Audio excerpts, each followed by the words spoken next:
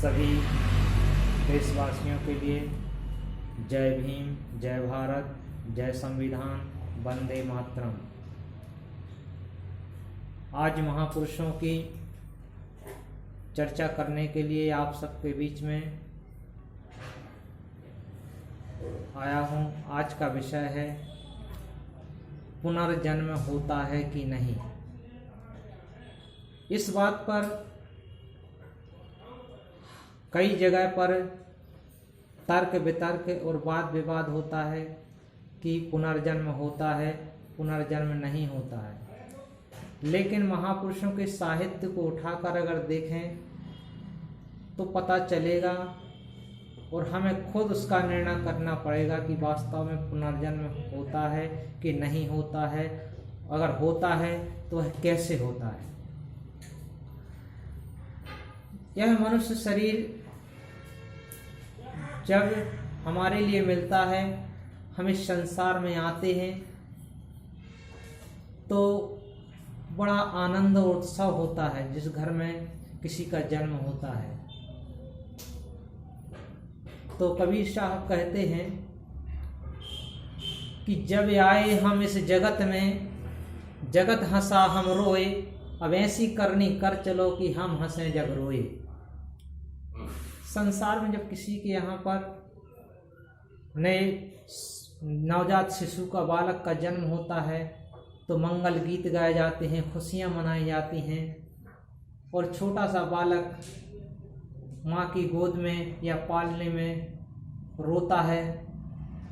तो इस संसार में एक तरह खुशी का माहौल होता है और एक तरफ बच्चे का या बालक का रोने का माहौल होता है। लेकिन संसार में रहते हुए ऐसे कर्म करने के लिए महापुरुष प्रेरणा देते हैं कि जब हम इस संसार में आए थे तो हम रो रहे थे, बिलख रहे थे, लेकिन हमें संसार में ऐसे कुशल कर्म करना चाहिए, ऐसे अच्छे कर्म करना चाहिए जिससे जब हम इस संसार से जाएं तो यह संसार हमारे लिए रोए, हमारे याद करे। तो हम इस बात को समझें कि वास्तव में संत महापुरुष हर बात को बड़ी बारीकी से समझाने का प्रयास करते हैं। इसलिए वो कहते हैं कि अगर किसी बात को मूलतः गूढ़ तत्व से अगर समझना है तो हमें अपने अंतःकरण में उतरना पड़ेगा, हमें अंदर की यात्रा करनी पड़ेगी। तो कबीर साहब ने अपने बीजक ग्रंथ में लिखा है कि देखो कर्म कबीर का कछु पूर्व जन्म का लेख, और जिस पद को ऋषि मुनि ना लहे दोषित किया अलेख। तो कबीर साहब के इस बात से यह सिद्ध होता है कि कहीं ना कहीं किसी न किसी तरीके से पुनर्जन्म होता है। लेकिन हमें इस बात को भी समझना पड़ेगा कि पुनर्जन्म कैसे होता है और ये महापुरुषों के साहित्य को पढ़ना पड़ेगा, तब हम उसका निर्णय कर पाएंगे। तो इसी बात को समझाने के लिए समय समय पर महापुरुष संसार में आते हैं और समझाने का प्रयास करते हैं। तो हमें इस बात को समझने की जरूरत है। तो यह मनुष्य शरीर जो हमें मिला है तो उस परम तत्व को जानने के लिए, समझने के लिए मिला है। इसलिए संत शिरोमणि रविदास जी कहते हैं कि हरिसा हीरा छाण के और करे आन की आस, और तेना नर के जाएंगे सतभाषा रहदास। तो हमें उस परम तत्व को अगर हमने नहीं जाना और उसको अपने अंदर अंगीकार नहीं किया तो हमें तरह तरह की जो व्याधियां हैं या जिसे हम नरक कहते हैं उससे हमें गुजरना पड़ेगा, हमें नेगेटिव एनर्जी का सामना करना पड़ेगा। तो हम इस बात को सोचें और समझें। तो महापुरुष इस संसार में लोगों को समझाने के लिए आते हैं, जनमानस के कल्याण के लिए आते हैं। तो ये तो कबीर साहब की बात हो गई, संत शिरोमणि रविदास जी की बात हो गई।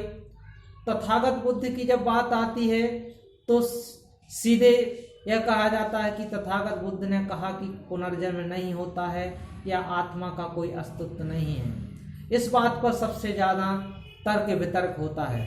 लेकिन अगर इस बात को हमें समझना है तो हमें बाबा साहब डॉक्टर भीमराव अंबेडकर द्वारा लिखित पुस्तक बुद्ध और उनका धम्म जो पुस्तक है उसमें हमें जाना पड़ेगा और उस बात को समझना पड़ेगा कि वास्तव में कि पुनर्जन्म का वास्तविक क्या सिद्धांत है। तो बुद्ध और उनका धम्म पुस्तक के 232वें पेज पर पुनर्जन्म का सिद्धांत जो है उसके संबंध में चर्चा की गई है। यहाँ पर राजा पसी नदी का एक प्रसंग आया है जिसे खेमा नाम की भिक्षुणी जो है उनसे शास्त्रार्थ करती हैं, उनसे उन्हें सत्संग सुनाती हैं। तो राजा पसे नदी का यह प्रश्न था कि तथागत बुद्ध मरणांतर भी रहते हैं या उनका जन्म होता है, या इसके संबंध में राजा पसे नदी का विचार या प्रश्न था। तो भिक्षुणी खेमा उनके लिए समझाते हुए कहती हैं कि हे राजन, जिस तरह संसार में बालू के रेत के कणों को नहीं गिना जा सकता, समुद्र के पानी को नहीं नापा जा सकता, इसी तरह तथागत बुद्ध भी अनंत हैं, उनको मापा नहीं जा सकता है। पंच भौतिक देह के देखते हुए उनको नापना या मापना असंभव है। इस बात को तो उनने खेमा भिक्षुणी से सुन लिया, लेकिन उनको इस बात से अभी संतुष्टि नहीं हुई और राजा पसे नदी तथागत बुद्ध के सानिध्य में पहुंचे और तथागत बुद्ध से प्रश्न किया कि हे तथागत बुद्ध, मैं आपसे एक प्रश्न करने के लिए आया हूं। उस प्रश्न के संबंध में मेरे अंदर बहुत ही मन